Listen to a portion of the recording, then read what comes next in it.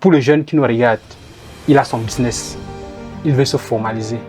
Il vient voir le cabinet B-Consulting. Je veux me formaliser.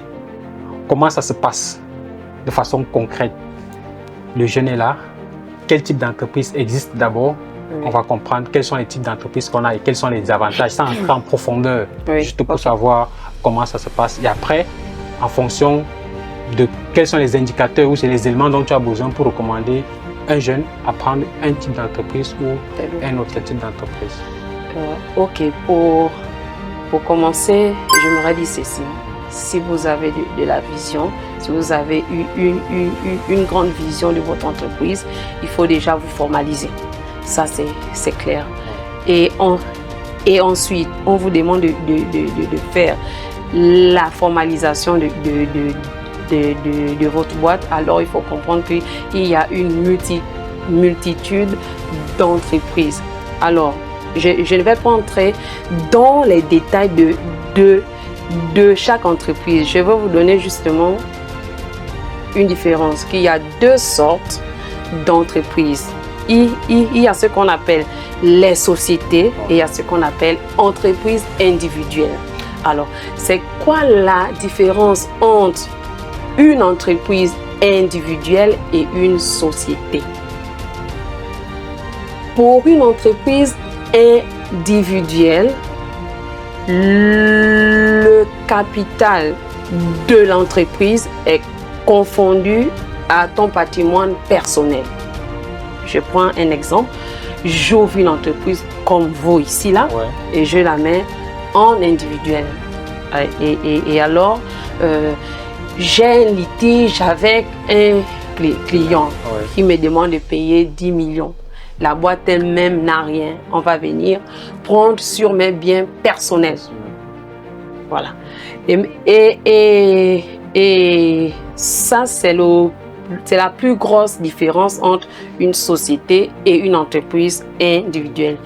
Or, pour une société, ta responsabilité est limitée à ton apport. Donc, si tu ouvres une société, que tu dis, OK, je mets au capital de 1 million par exemple. Donc, ta responsabilité est limitée au 1 million. Quand il y aura les problèmes dans cette entreprise, toi, tu as ton engagement pour ces 1 million. Le reste, c'est dans le patrimoine de l'entreprise que l'on puise. Alors, comme société, nous avons plusieurs formes.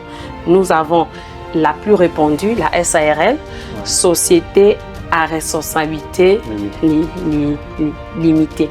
Et là, pour ouvrir une SARL, tu peux l'ouvrir seul. Seul, ce sera une SARLU ou une SUAL ou SOSARLU, Société unipersonnelle à responsabilité limitée. Ou pour l'ouvrir, vous allez être au moins à 2. Donc, vous et un associé. Alors, le minimum de capital pour ce type de boîte, c'est 100 000 francs CFA dans l'espace CEMAC. Voilà, c'est 100 000 francs CFA pour ouvrir une SARL. 100 000 francs CFA au minimum, ici au Gabon. Alors, et ensuite, nous avons des SA, ce sont des sociétés anonymes. Et là, il faut beaucoup de capital. On ne va pas entrer dans ça.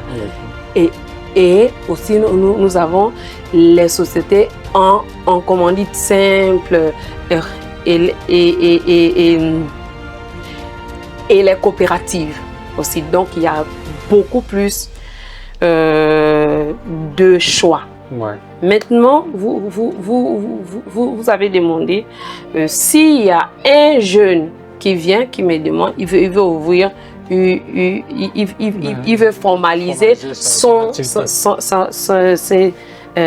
son activité. Alors, je vais lui demander, il fait dans quoi d'abord? S'il me dit, par exemple, il fait dans le transport de marchandises, vu le risque, et il me dit, il fait dans le transport routier de marchandises. vu le risque qu'il y a derrière, je lui demanderai d'ouvrir en SARL. Maintenant, s'il me dit, c'est un photographe, il veut formaliser son entreprise, je lui dis, c'est mieux d'être en entreprise individuelle. C'est moins d'impôts.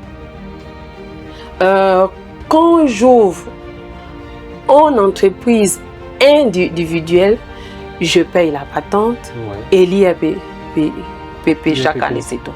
Or, quand je me trouve en je dois payer d'abord l'impôt sur... Je paye comme les individuels. Oui, je paye ça. Je paye l'impôt sur les sociétés. Et cet impôt se calcule sur les bénéfices de l'entreprise. Donc, au cours de l'année, vous avez dépensé, vous avez vendu et tout.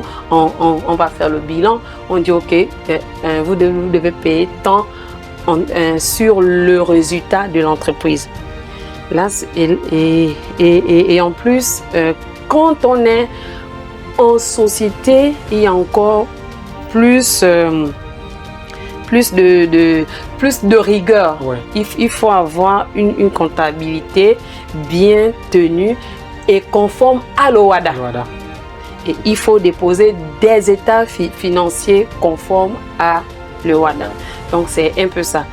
Et aussi, c'est mieux de créer en société, c'est parce que ça permet en fait que tes partenaires aient une sorte de confiance en toi en fait.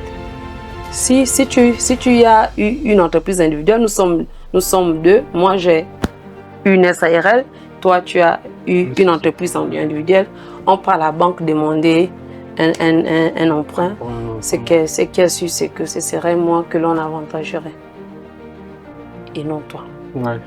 Voilà. Donc, l'objectif, la formalisation des entreprises, c'est d'abord pour pouvoir pérenniser ton activité et pour pouvoir prétendre à des gros marchés. Déjà, même vous savez, ici au Gabon, on a ce qu'on appelle agrément PME. Mais si tu n'as pas formalisé à ton entreprise, tu pourras avoir ton agrément PME comment? Il faut passer d'abord par la formalisation de l'entreprise et ensuite faire une demande d'agrément PME. Et l'agrément PME te permet d'être exonéré pendant 5 ans de l'impôt sur les sociétés et de la douane. C'est comme vous, ADS. Si vous êtes une grande entreprise et vous avez un agrément PME, donc vos importations sur des ordinateurs autres seront à douane 0 francs. À cause de l'agrément PME. Et chaque année, pendant ces 3 années-là, vous ne payerez aucun impôt sur le résultat. Mais maintenant, comment postuler? Est-ce que pour avoir cet agrément PME, est-ce qu'il y a un délai après la création de l'entreprise? Par exemple, si on avait créé une entreprise en 2023, on a jusqu'à quand peut-être pour demander un agrément PME? Si vous avez créé une entreprise en 2023, c'est le moment de faire une demande de l'agrément PME. Parce que normalement, c'est durant les 3 premiers exercices d'entreprise. Et qui s'occupe de cela au Gabon? C'est le ministère des petites et moyennes entreprises. C'est la direction des PME qui est à ONG. D'accord. Voilà, ça c'est bien à le savoir parce que c'est là où beaucoup d'entrepreneurs commettent des erreurs. Ils ne sont pas compétitifs sur le marché parce que son concurrent, lui, il a ces informations, il a cette facilité au niveau de la douane, au niveau des impôts, que lui ne paye pas sur les 5 premières années, par exemple. Toi, tu es sur le même marché que lui, tu payes tout cela parce que tu n'as pas l'information, parce que tu n'as pas les éléments qui te permettent d'être compétitif. Du coup, au niveau des prix, il va proposer des prix que tu ne peux pas faire concurrence parce que tu vas vendre à perte si tu veux vendre comme lui. Et ça fait un marché, ça fait une grosse différence. Donc, c'est pour ça que, avant de vraiment formaliser, ce que je peux donner comme conseil à quelqu'un, c'est vraiment de se rapprocher des professionnels, ceux qui peuvent nous accompagner, nous donner ces informations clés, parce que c'est là toute la différence en fonction de votre secteur d'activité. Parce que nous, par exemple, on fait dans le domaine informatique, ça peut nous aider au niveau peut-être de la douane, des impôts, mais vous peut-être dans d'autres secteurs, ça peut être dans la transformation de matières premières, peut-être les machines. Il y a certaines machines qui vont arriver, vous n'allez pas payer d'impôts. Ou si vous n'avez pas ces informations, vous allez continuer de les payer et vous ne serez pas compétitif. Vous allez vous dire, ce n'est pas rentable. Comment est-ce que les autres font pour pouvoir proposer le même produit que moi, mais à des coûts très bas? Parce qu'ils ont certains moyens qu'ils utilisent que vous ne les avez pas. Ça, c'est très important.